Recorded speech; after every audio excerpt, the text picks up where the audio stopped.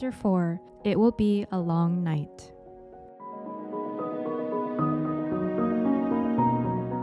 Alone in the apartment while Mama was out shopping with Kirsty, Anna Marie and Ellen were sprawled on the living room floor playing with paper dolls.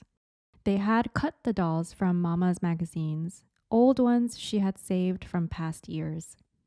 The paper ladies had old-fashioned hairstyles and clothes, and the girls had given them names from Mama's very favorite book. Mama had told Anna Marie and Ellen the entire story of Gone with the Wind, and the girls thought it much more interesting and romantic than the king and queen tales that Kirsty loved. "Come, Melanie," Anna Marie said, walking her doll across the edge of the rug. "Let's dress for the ball." "All right, Scarlett, I'm coming," Ellen replied in a sophisticated voice. She was a talented performer. She often played the leading roles in school dramatics. Games of the imagination was always fun when Ellen played. The door opened and Kirsty stomped in, her face tear-stained and glowering. Mama followed her with an exasperated look and set a package down on the table. "I won't," Kirsty sputtered.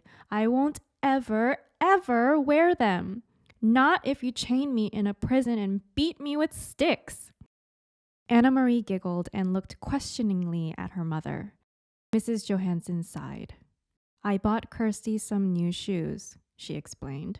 "She's outgrown her old ones." "Goodness, Kirsty," Ellen said. "I wish my mother would get me some new shoes. I love new things, and it's so hard to find them in the stores." "Not if you go to a fish store," Kirsty bellowed. "But most mothers wouldn't make their daughters wear ugly fish shoes." "Kirsten," Mama said soothingly, "you know it wasn't a fish store, and we were lucky to find shoes at all." Kirsty sniffed. "Show them," she commanded. "Show Anna Marie and Ellen how ugly they are." Mama opened the package and took out a pair of little girls' shoes. She held them up, and Kirsty looked away in disgust. "You know there's no leather anymore," Mama explained. "But they found a way to make shoes out of fish skin. I don't think these are too ugly." Anna Marie and Ellen looked at the fish skin shoes. Anna Marie took one in her hand and examined it. It was odd looking. The fish scales were visible.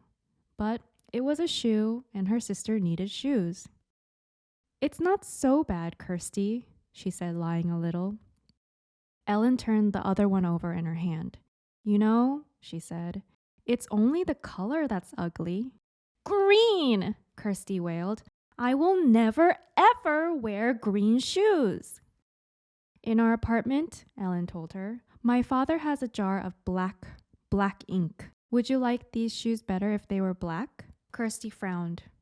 "Maybe I would," she said finally. "Well then," Ellen told her, "tonight, if your mama doesn't mind, I'll take the shoes home and ask my father to make them black for you, with his ink." Mama laughed. "I think that would be a fine improvement. What do you think, Kirsty?" Kirsty pondered. "Could he make them shiny?" she asked. "I want them shiny." Ellen nodded. "I think he could. I think they'll be quite pretty, black and shiny." Kirsty nodded. "All right then," she said. "But you mustn't tell anyone that they're fish. I don't want anyone to know." She took her new shoes, holding them disdainfully, and put them on a chair. Then she looked with interest at the paper dolls. "Can I play too?" Kirsty asked. "Can I have a doll?" She squatted beside Anna Marie and Ellen on the floor.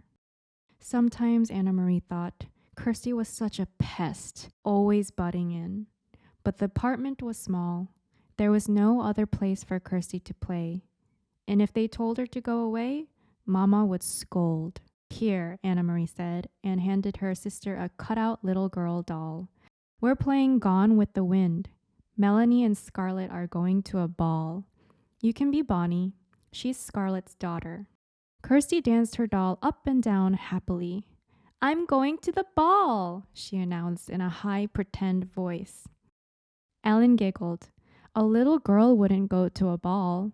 Let's make them go someplace else. Let's make them go to Tivoli. Tivoli, Anna Marie began to laugh. That's in Copenhagen. Gone with the Wind is in America. Tivoli, Tivoli, Tivoli, little Kirsty sang, twirling her doll in a circle. It doesn't matter because it's only a game anyway, Ellen pointed out. Tivoli can be over there by that chair. Come, Scarlett, she said, using her doll voice. We shall go to Tivoli to dance and watch the fireworks, and maybe there'll be some handsome men there. Bring your silly daughter Bonnie, and she can ride on the carousel. And walked her Scarlett toward the chair that Ellen had designated as Tivoli. She loved Tivoli Gardens in the heart of Copenhagen. Her parents had taken her there often when she was a little girl. She remembered the music and brightly colored lights, the carousel and ice cream, and especially the magnificent fireworks in the evenings, the huge colored splashes and bursts of lights in the evening sky. I remember the fireworks best of all, she commented to Ellen. Me too, Kirsty said. I remember the fireworks. Silly, Anna Marie scoffed. You never saw the fireworks. Tivoli Gardens was closed now. The German occupation forces had burned part of it, perhaps as a way of punishing the fun-loving Danes for their light-hearted pleasures. Kirsty drew herself up, her small shoulders stiff. I did too, she said belligerently. It was my birthday. I woke up in the night and I could hear the booms. And there were lights in the sky.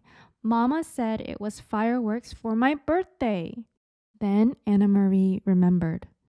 Kirsty's birthday was late in August, and that night, only a month before, she too had been awakened and frightened by the sound of explosions. Kirsty was right. The sky in the southeast had been ablaze, and Mama had comforted her by calling it a birthday celebration. Imagine such fireworks for a little girl 5 years old, Mama had said, sitting on their bed, holding the dark curtain aside to look through the window at the lighted sky. The next evening's newspaper had told the sad truth. The Danes had destroyed their own naval fleet, blowing up the vessels one by one, as the Germans approached to take over the ships for their own use. How sad the king must be, Anna Marie had heard Mama say to Papa when they read the news.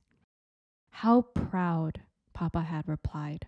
It had made Anna Marie feel sad and proud too, to picture the tall, aging king, perhaps with tears in his blue eyes, as he looked at the remains of his small navy, which now lay submerged and broken in the harbor. I don't want to play any more, Ellen, she said suddenly, and put her paper doll on the table. I have to go home anyway, Ellen said. I have to help Mama with the house cleaning. Thursday is our new year. Did you know that? Why is it yours? Asked Kirsty. Isn't it our new year too? No, it's the Jewish New Year. That's for us. But if you want, Kirsty, you can come that night and watch Mama light the candles. Anna Marie and Kirsty had often been invited to watch Mrs. Rosen light the Sabbath candles on Friday evenings. She covered her head with a cloth and said a special prayer in Hebrew as she did so. Anna Marie always stood very quietly, awed to watch. Even Kirsty, usually such a chatterbox, was always still at that time. They didn't understand the words or the meaning, but they could feel what a special time it was for the Rosens. Yes, Kirsty agreed happily. I'll come and watch your Mama light the candles, and I'll wear my new black shoes. But this time was to be different. Leaving for school on Thursday with her sister, Anna Marie saw the Rosens walking to the synagogue early in the morning, dressed in their best clothes. She waved to Ellen, who waved happily back. Lucky Ellen, Anna Marie said to Kirsty. She doesn't have to go to school today. But she probably has to sit very, very still like we do in church, Kirsty pointed out. That's no fun. That afternoon, Mrs. Rosen knocked at their door but didn't come inside. Instead, she spoke for a long time in a hurried, tense voice to Anna Marie's mother in the hall. When Mama returned, her face was worried, but her voice was cheerful. Girls, she said, We have a nice surprise. Tonight, Ellen will be coming to stay overnight and to be our guest for a few days. It isn't often we have a visitor. Kirsty clapped her hands in delight. But Mama, Anna Marie said in dismay, it's their new year. They were going to have a celebration at home. Ellen told me that her mother managed to get a chicken someplace and she was going to roast it. Their first roast chicken in a year or more. Their plans have changed, Mama said briskly. Mr. and Mrs. Rosen have been called away to visit some relatives. So Ellen will stay with us. Now, let's get busy and put clean sheets on your bed. Kirsty, you may sleep with Mama and Papa tonight, and we'll let the big girls giggle together by themselves. Kirsty pouted, and it was clear that she was about to argue. Mama will tell you a special story tonight, her mama said. One just for you. About a king? Kirsty asked dubiously. About a king, if you wish, Mama replied. All right then, but there must be a queen too. Though Mrs. Rosen had sent her chicken to the Johansons, and Mama made a lovely dinner large enough for second helpings all around, it was not an evening of laughter and talk. Ellen was silent at dinner. She looked frightened. Mama and Papa tried to speak of cheerful things, but it was clear that they were worried, and it made Anna Marie worry too. Only Kirsty was unaware of the quiet tension in the room. Swinging her feet in her newly blackened and shiny shoes, she chattered and giggled during dinner. Early bedtime tonight, little one, Mama announced after the dishes were washed. We need extra time for the long story I promised about the king and queen. She disappeared with Kirsty into the bedroom. What's wrong? Anna Marie asked when she and Ellen were alone with Papa in the living room. Something's wrong. What is it? Papa's face was troubled. I wish that I could protect you children from this knowledge, he said quietly. Ellen, you already know. Now we must tell Anna Marie. He turned to her and stroked her hair with his gentle hand. This morning at the synagogue, the rabbi told his congregation that the Nazis have taken the synagogue lists of all the Jews, where they live, what their names are. Of course, the Rosens were on that list, along with many others. Why? Why did they want those names? They planned to arrest all the Danish Jews. They planned to take them away, and we have been told that they may come tonight.